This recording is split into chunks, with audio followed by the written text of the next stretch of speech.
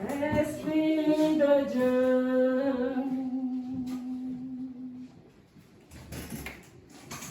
glorifie Jésus.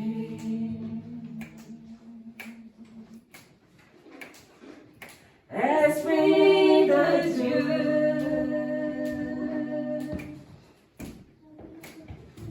glorifie Jésus.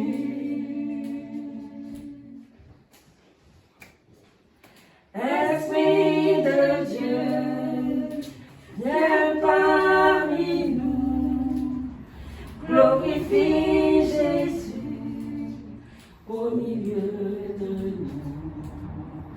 Esprit de Dieu, viens parmi nous, glorifie Jésus au milieu de nous. Esprit de Dieu, viens parmi nous, glorifie Jésus au milieu de nous. Esprit de Dieu, viens parmi nous, glorifie Jésus au milieu de nous. Nous voulons vivre ta puissance, parler ta puissance, manifester ta puissance, Jésus. Nous voulons vivre ta puissance, parler ta puissance, manifester ta puissance, Jésus. Nous voulons vivre ta puissance, parler ta puissance, manifester ta puissance, Jésus. Nous voulons vivre ta puissance, parler ta puissance, manifester ta puissance, Jésus. Nous voulons vivre ta puissance, parler ta puissance, manifester ta puissance, Jésus. Nous voulons vivre ta puissance, parler ta puissance, manifester ta puissance, Jésus. Saint-Esprit, viens déposer, viens déposer sur nous le manteau de ta gloire. Saint-Esprit, viens déposer, viens déposer sur nous le manteau de ta gloire. Saint-Esprit, viens déposer, viens déposer sur nous le manteau de ta gloire. Saint-Esprit, viens déposer, viens déposer sur nous le manteau de ta gloire. Esprit de Dieu, viens parmi nous, glorifie Jésus au milieu de nous. Amen. Amen.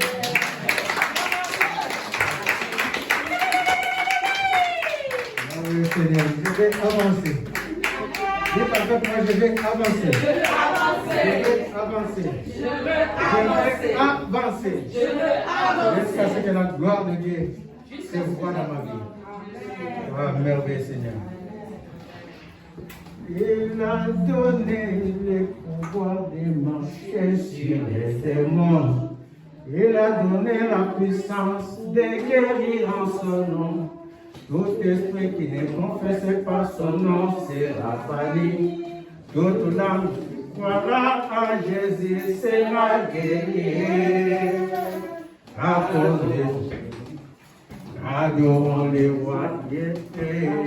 Merveilleux Seigneur. Applaudissons le Seigneur. On va sans tarder. On va sans tarder continuer dans le sujet d'hier. C'était quoi hier? La réconciliation. Anthony, tu peux nous lire la lecture s'il te plaît? J'ai choisi pour la réconciliation aujourd'hui. Ça va aller vite parce que j'ai 35. La lecture.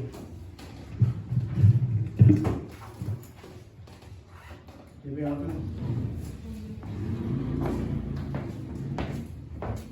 C'est Genèse 1, verset 3 à 5.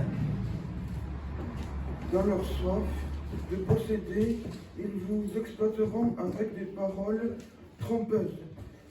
Mais leur condamnation... C'est Pierre 1, ça?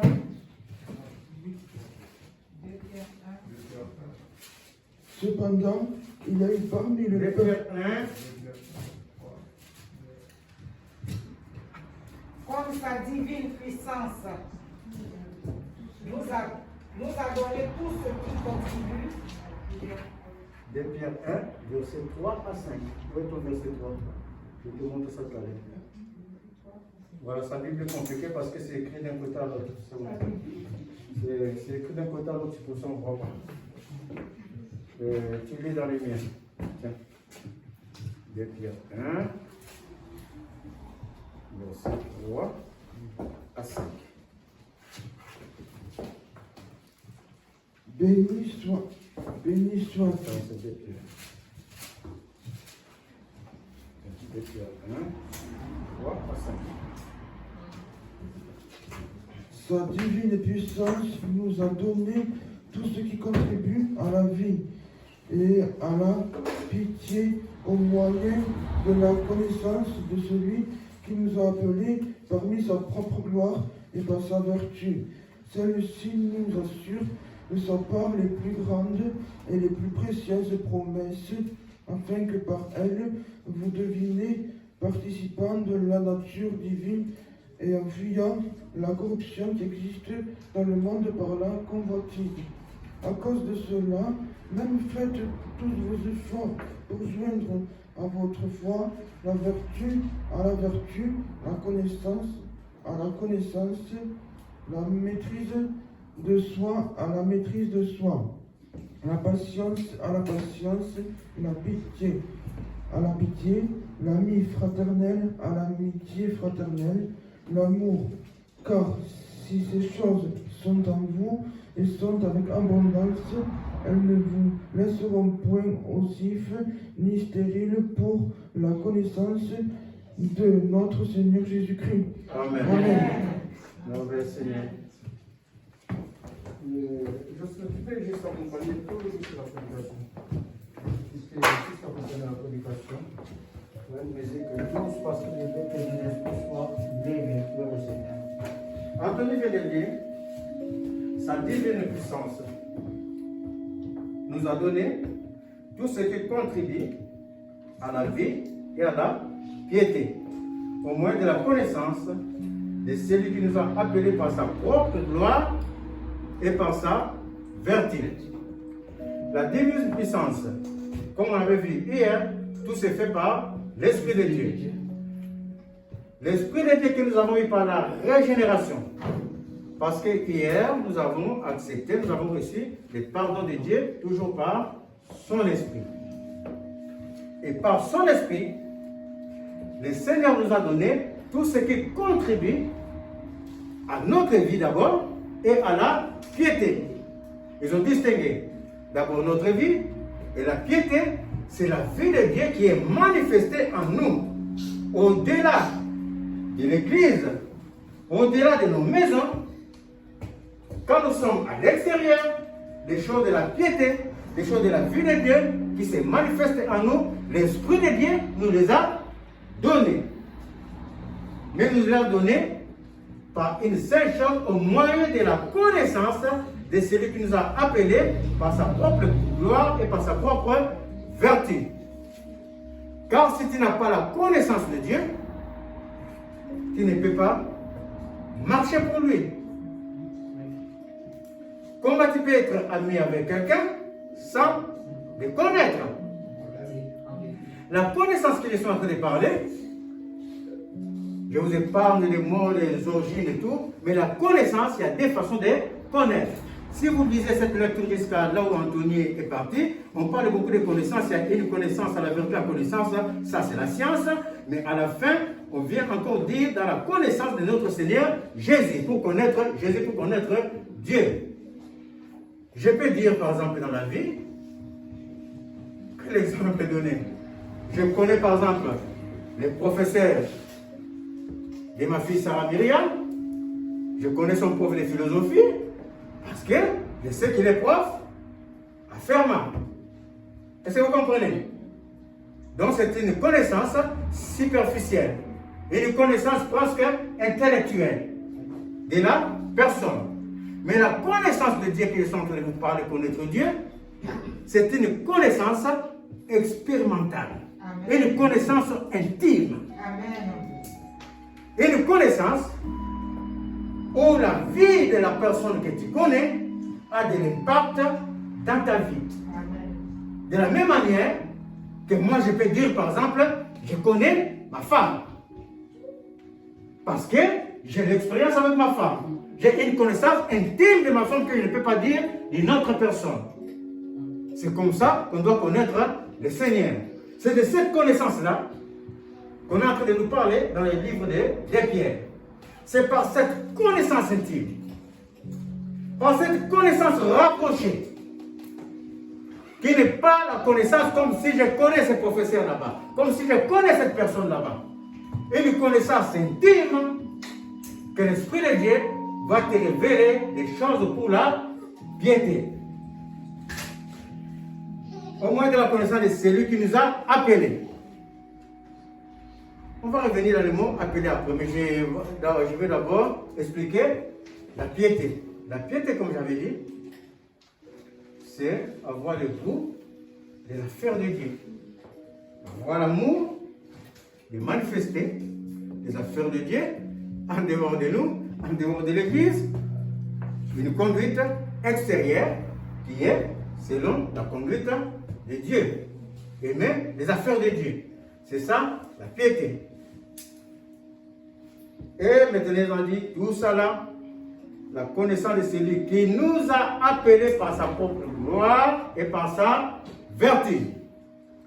Toute cette connaissance, le Seigneur ne l'a pas donnée à quelques autres, à ses appelés. Il y a des sortes d'appelés. Je voudrais que vous distinguiez aujourd'hui ces deux sortes d'appelés. Il y a un appel général que le Seigneur lance pour tout homme, de toute race et de toute tribu. Cet appel général,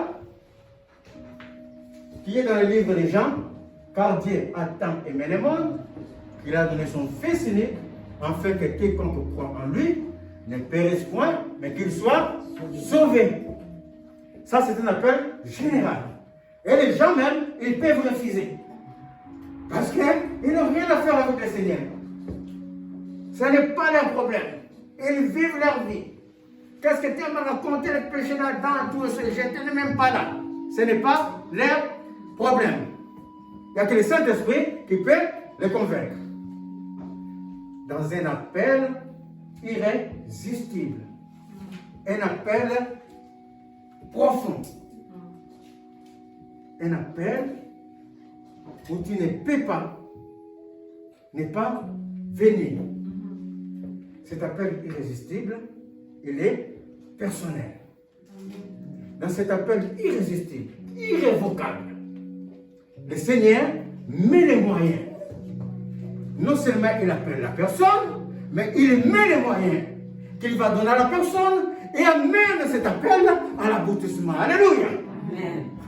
C'est un appel personnel. À titre d'exemple, voici l'apôtre Paul dans le livre des Actes 26. Dans le livre des Actes 26, Paul dit ceci.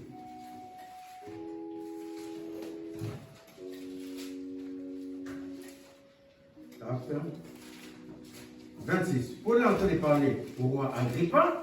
Il est en train d'expliquer sa situation parce qu'il est arrêté. Et Paul dit ceci, voici, je l'ai. Il dit ceci, à partir du verset, j'ai pris à partir du verset 8. Quoi? Vous semble-t-il incroyable que Dieu ressuscite les morts? Roi Agrippa, oh le monde, vous ne croyez pas que Dieu peut ressusciter les morts, peut changer les vies?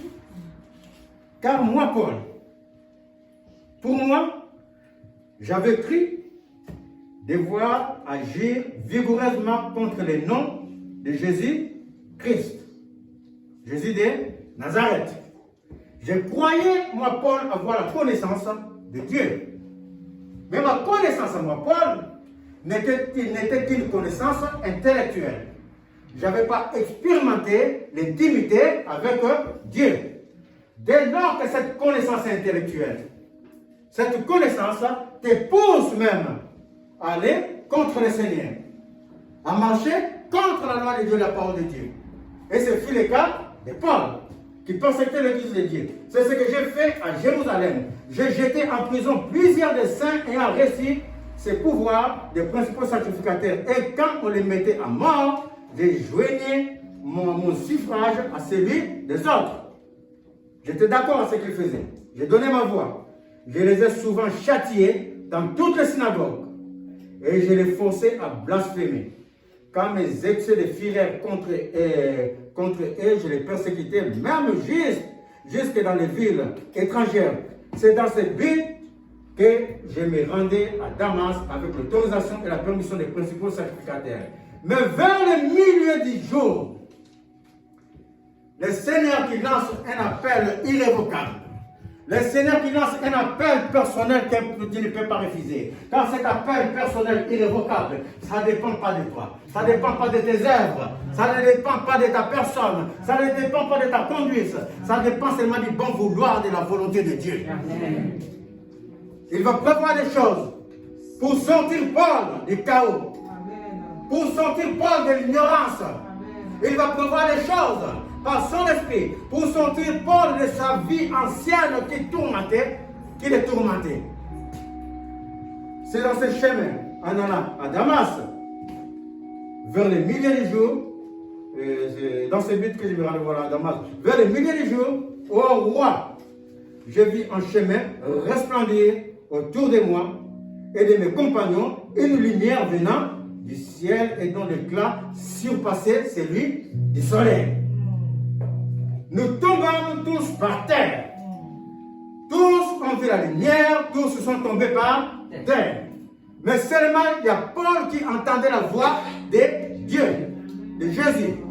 Tous ils ont vu la lumière, quelque chose d'extraordinaire en train de se passer. Ils ne savent pas quoi. Ça dépasse leur entendement, ça dépasse leur force. Tous, les chevaux dans la débandade, ils sont par terre.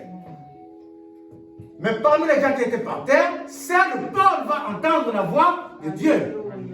Parce que cet appel était personnel. Pour sortir Paul du chaos et faire de Paul un instrument de sa gloire. Alléluia. Amen. Nous tombons tous par terre. Et j'ai entendu une voix qui me disait en langue hébraïque, Saul, Saul, pourquoi me persécutes-tu? Il te serait dur de réjamber contre les aiguillons. J'ai répondu, qui es-tu, Seigneur? Et le Seigneur dit, je suis Jésus que tu persécutes. Quand le Seigneur est en train de te lancer un appel personnel, il apprête ton cœur de telle sorte qu'il sait que le Seigneur qui t'appelle.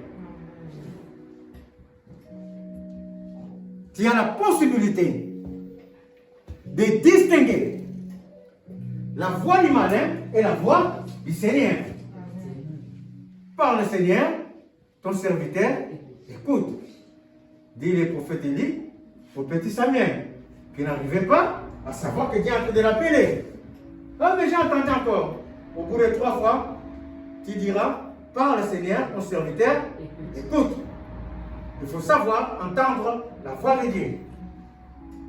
Quand Paul a fini de voir le surnaturel, il a vu que cette lumière-là, la force qui nous a fait tomber, cette force n'est pas humaine.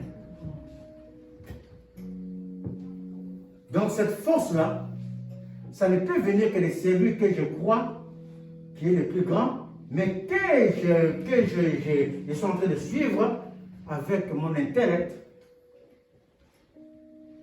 avec ce que moi, je pense de lui. Moi, je pensais de lui comme serviteur de Dieu, comme pharisien. Je pensais que c'est Dieu tolérait la mort des autres. Or, c'était ma propre connaissance. Mais c'est ce qui m'a fait tomber.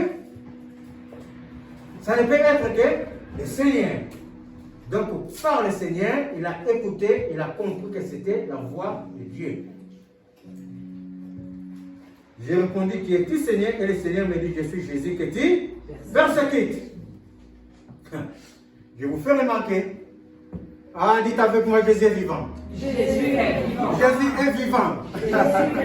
J'étais mort, mais voici, je suis vivant. Je tiens les clés de la mort et du séjour des morts. Il est vivant.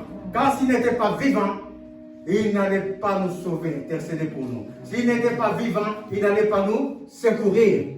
Parce qu'il a vaincu la mort, parce qu'il a vaincu Satan, celui qui avait la puissance de la mort. Voici pourquoi le Seigneur peut encore nous secourir aujourd'hui. Alléluia. Amen. Je suis Jésus que tu persécutes. Et il continua, mais lève-toi et tiens-toi sur tes pieds, car je te suis à Paris aujourd'hui pour t'établir ministre et témoin des choses que tu as vues et de celles pour lesquelles je t'apparaîtrai. Lève-toi, dit Jésus à Paul, car tu es un instrument de choix. Je t'ai choisi d'humilier de ce peuple, d'humilier de ce monde et d'humilier des païens vers qui je t'envoie, afin que tu leur ouvres les yeux, pour qu'ils passent des ténèbres à la lumière et de la puissance de Satan à Dieu, pour qu'ils reçoivent par la foi en moi les pardons des péchés et l'héritage avec les sanctifiés. Alléluia. Amen. Je t'ai choisi, dit le Seigneur, du ventre de ta mère, avant que tu sois né. Je t'avais appelé, je t'avais consacré apôtre des nations, afin que tu renverses les œuvres des ténèbres et tu plantes mon nom. Ça, c'est un appel personnel. Et quand Paul l'a su, pendant que le Seigneur lui parlait, la puissance est en train de descendre. Le Seigneur dit, va dans la maison qu'on appelle à droite. Et mon serviteur va prier pour toi, parce qu'il était devenu aveugle. Et pendant qu'on priait pour Paul, Paul l'a revêtu un manteau de puissance de Dieu. Alléluia. Et quand Paul a fini de revêtir ce manteau, mes chers amis, personne ne pouvait arrêter Paul. Lui qui persécutait l'Église. 3 jours après, c'est lui qui était dans la synagogue, prêchait Jésus, le Dieu vivant. Personne ne pouvait arrêter Paul. Car quand tu as connu la main de Dieu dans ta vie, quand tu as fini de te réconcilier avec Dieu, mes chers amis, comme on avait vu hier, quand tu as fini de te réconcilier avec le Seigneur, et quand le Seigneur t'a revêtu de son manteau, comme nous avons proclamé tout à l'heure, le Saint-Esprit est en nous. Et chacun de nous a une capacité spécifique pour la personne. Les uns pour apporter l'amour, d'autres pour consoler par les paroles, d'autres pour évangéliser. Évangéliser, un grand ministère, d'autres pour secourir les gens. C'est des ministères. Ton ministère n'est pas que les parents en langue que tu cherches. Va parler en langue pour les gens qui étaient en train d'évangéliser. Va parler en langue, tu vas voir s'ils vont venir à l'église.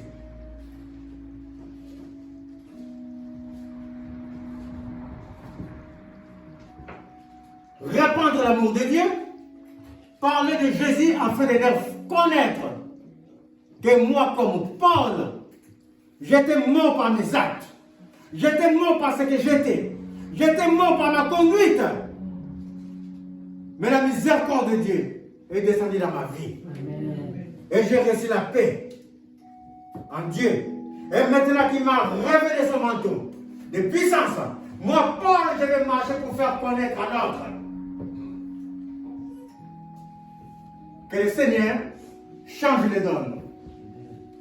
Que le Seigneur peut changer la vie. Amen. Que le Seigneur peut donner la paix en me faisant rentrer dans sa vraie connaissance.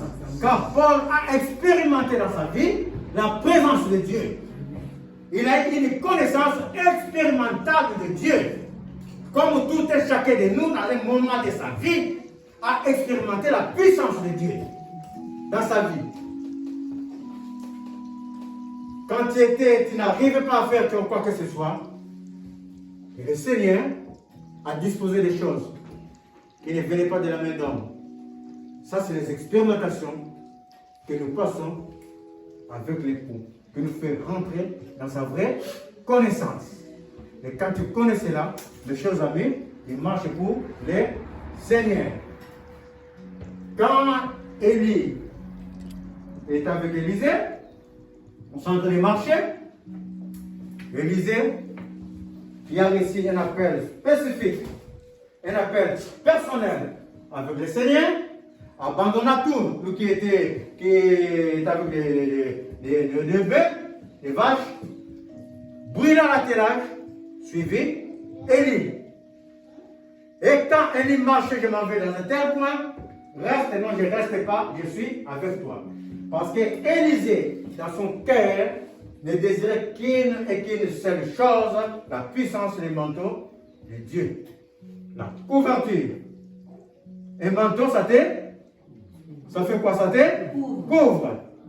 Quand le manteau te couvre, ça veut dire que c'est le manteau qu'on voit, toi, on ne te voit plus. Et ce manteau-là, figurez-vous, c'est le Saint-Esprit. Élisée avait dit, mais mon maître est en train de partir. Je le sais dans mon cœur. Si je ne saisis pas son manteau, si je ne le saisis pas aujourd'hui, comment moi, Élisée, j'allais faire? Je vais faire. Alors, Élie lui dit, quand le Seigneur va me prendre, si tu vois mon manteau, si tu l'attrapes, le miracle va se produire dans ta vie. Et quand le manteau de lui est tombé, Élisée attrapa le manteau. La première chose, il ouvra le Jourdain, comme il voyait faire son maître Élie. Merveille, Seigneur. Amen. En l'instar de Paul, avant qu'on commence à lancer des œuvres, en l'instar de Paul, toute personne, surtout des nouveaux, le Seigneur est celui qui change la vie. Amen. Le Seigneur est celui qui nous donne la paix. Amen. Dans des situations que nous ne contrôlons pas. Amen. Des situations qui affectent nos vies. Des situations que nous n'arrivons pas à maîtriser. Le Seigneur est capable de nous changer comme il avait changé Paul de méchanceté. Et il a rendu un homme d'amour. De la persécution de l'Église, Paul réconfortait de l'Église et faisait des communautés et des communautés et des communautés chrétiennes. Celui qui croit ou qui a toujours cru autrefois que pour lui c'était fini, qu'il n'arriverait pas à changer, que sa situation ne changera pas. Car mes chers amis, le Seigneur n'est pas seulement venu sauver notre âme. Il est venu dans le processus du salut sauver entièrement l'homme. C'est des choses pour la vie que nous avons dit dans le livre de 2 Pierre 1, verset 3. Des choses pour la vie. le salut. Il y a un salut passé où le Seigneur, comme hier, a oublié nos offenses. Il nous a donné le pardon. Il y a le salut présent où nous expérimentons la vie de Jésus dans notre vie. Amen. Et il y a le salut futur où nous rentrerons dans la vie éternelle. Amen.